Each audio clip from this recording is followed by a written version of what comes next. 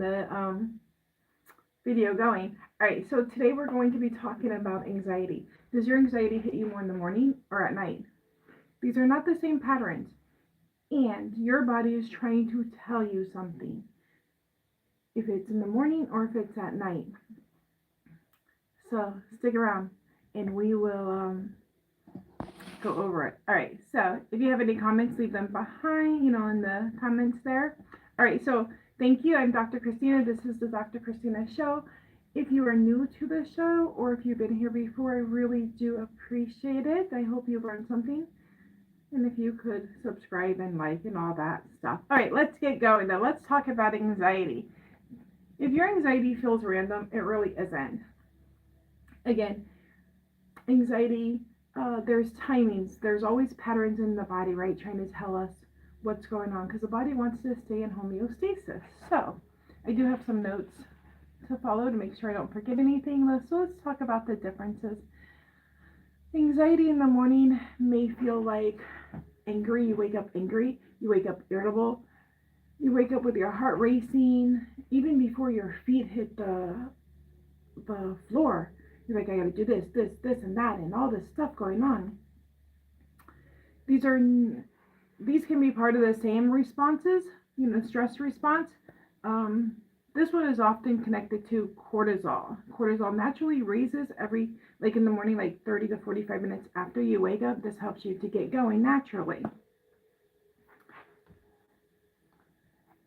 This is called the cortisol waking response, which is CAR. I just called it CAR. This is supposed to help you wake up.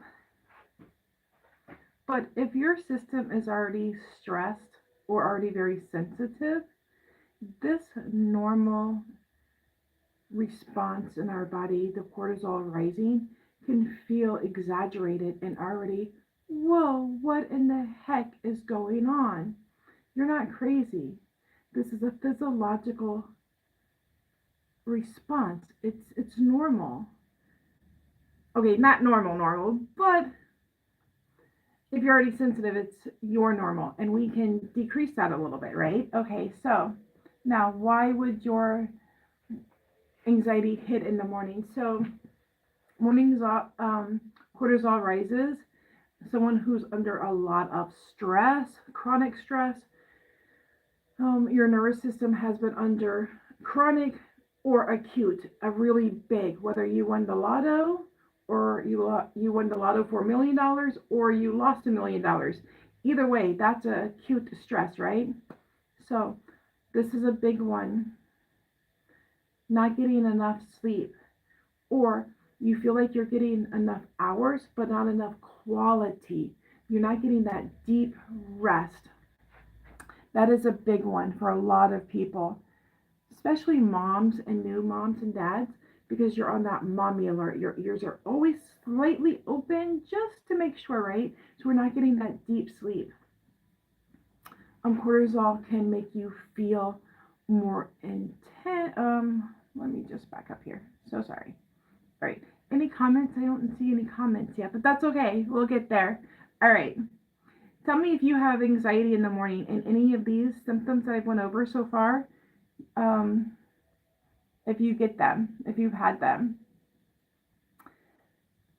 So progesterone, again, women, your progesterone goes down. Progesterone in general is it has a calming effect. So it will start as we get older, it starts to decrease. So it doesn't balance out. Your cortisol is way high, your progesterone still, it's not balancing it out.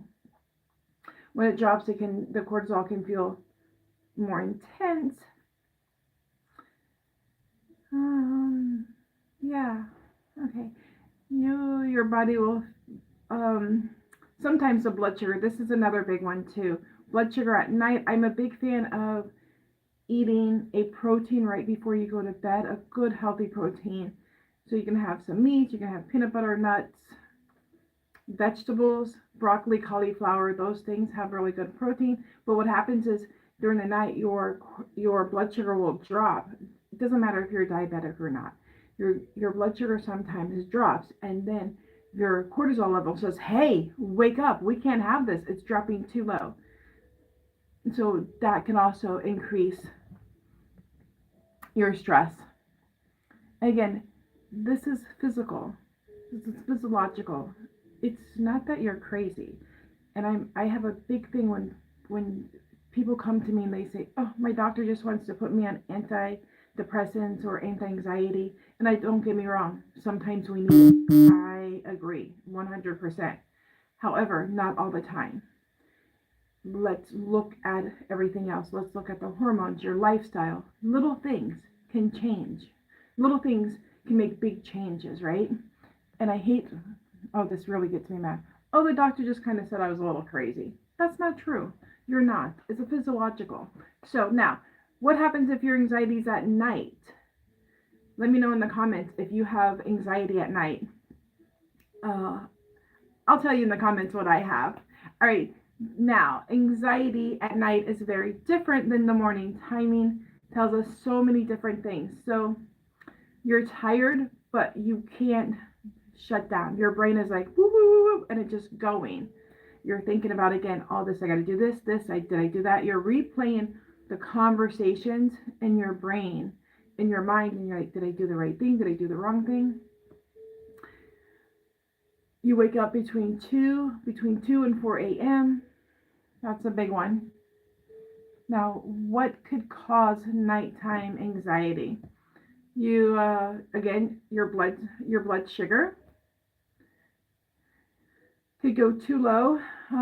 Your body releases adrenaline to get it back up.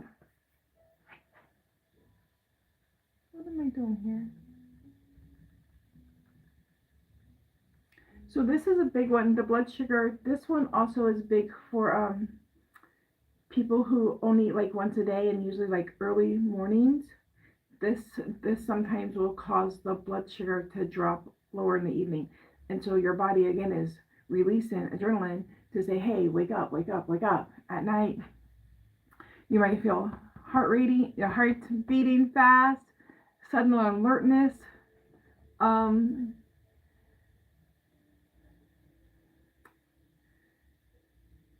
And you're like wired but tired. You're like, I'm physically tired, but my brain says, hey, I can go do all this stuff. I can clean the house, do all the laundry, get all my work done. It's a lot, right? The brain is, yeah. You're physically tired, but the brain says, let's do it. All right. Sometimes your cortisol is high. So remember that if you watch this show from last week, I talked about I should put it up here somewhere, but the bell curve for the cortisol level, it starts like this. If it's this way, kind of starts like this and goes down. So here it's like you're waking up, then like 30 to 45 minutes later, it kind of goes up and says, hey, let's wake up, right? And then it kind of goes down. But now when it gets down here, like the flat, right? It says your body's like time to go to bed. But sometimes yours will go whoop like that, and it's like woohoo, let's wake up. It's your body's saying let's wake up. It's getting its timing all mixed up. All right, so here, different systems, different timing, and different patterns. So now, tell me in the comments which one you have. Do you have morning or evening anxiety? I'll tell you in the comments later today when I have mine. My husband would probably say in the morning and at night. Yeah, okay, so your anxiety, if it's worse in the morning, you need to stabilize it. So again, eat a good protein at night, but also in the morning, within about 20 to 30 minutes, after waking up.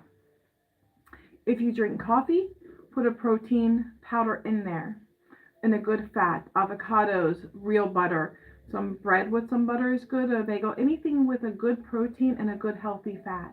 That's going to bring it up slowly and stabilize your blood sugar. Delay the coffee as long as you can. Drink some good water with a little bit of lemon or lime. Yeah. Take a deep breath. Getting some sunlight. This is the big one. I really like this one. Getting some natural sunlight in your eyes. especially the morning sunlight, now that the sun is starting to come up, a little bit better timing here. So just get out there, just even if it's for 10 minutes, just get some of that natural light. This will help your cortisol level come up. It's really good, really good. Do a little bit of moving, even if it's just walking in place while you're brushing your teeth, whatever. Just kind of move those big muscles a little bit, moving while you're sitting on the couch, whatever it is. Just move some of those muscles, or just a gentle walk. I really do like the Vibe plates. If you can just get on a Vibe plate for a few minutes, it just kind of jiggles you a little bit. I love it. 5-10 minutes. That will help to bring your cortisol levels up naturally, and then stabilize them, and then that bell curve will start. Okay. Now, what if your anxiety is worse at night?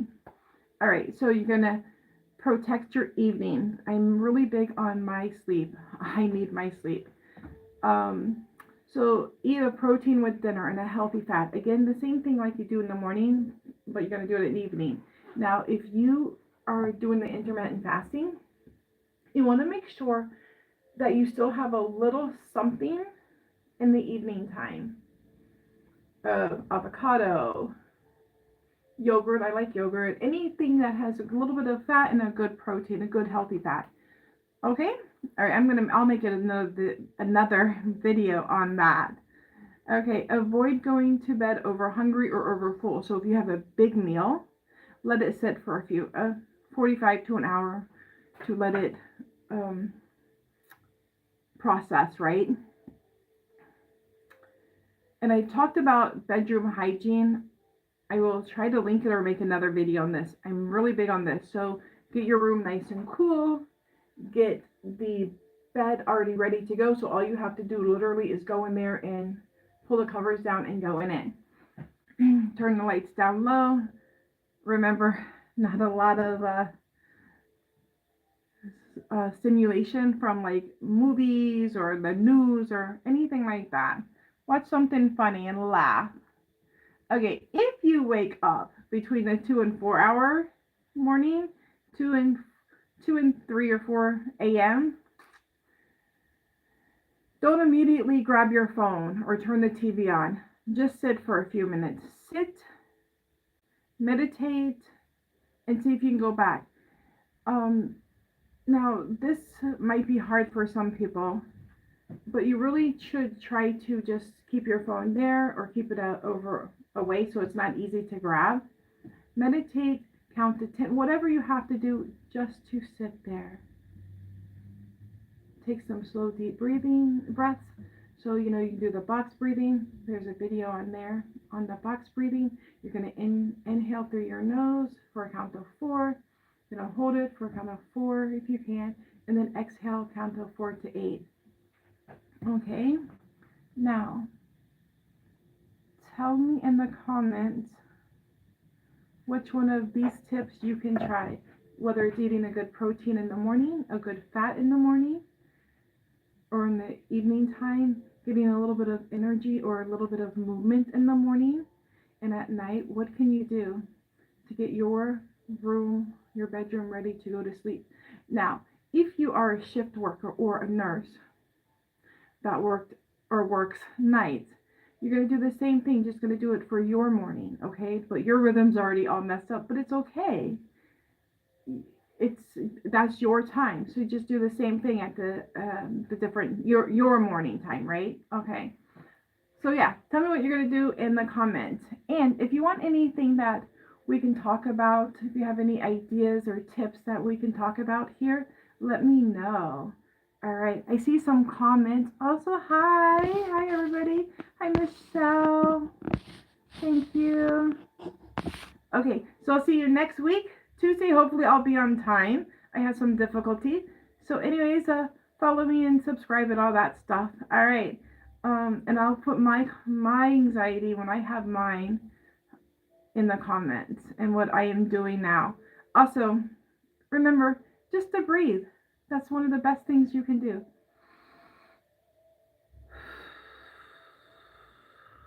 Do it with me. Ready? We're going to go for an in count of relax your shoulders first. Rotate them a little bit back and forth.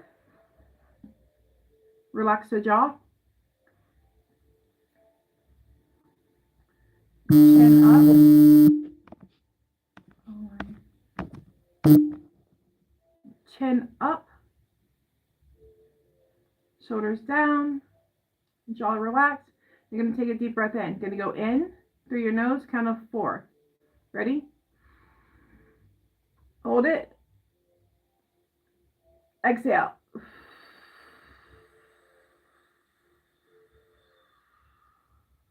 Now regular deep breath. This is one of the best things you can do throughout the day. All right? Have a great day. I'll see you next week.